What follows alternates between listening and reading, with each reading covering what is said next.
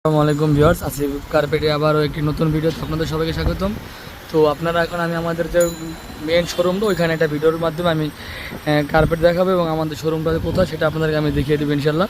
তো এটা হচ্ছে আমাদের শোরুম নকশি কার্পেট হাউস। তো দেখুন,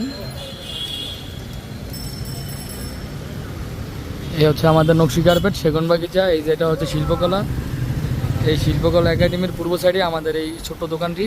তো এখানে আপনারা পাপড় দেখতে পাচ্ছেন, এই পাপড়গুলো হচ্ছে 250 টাকা।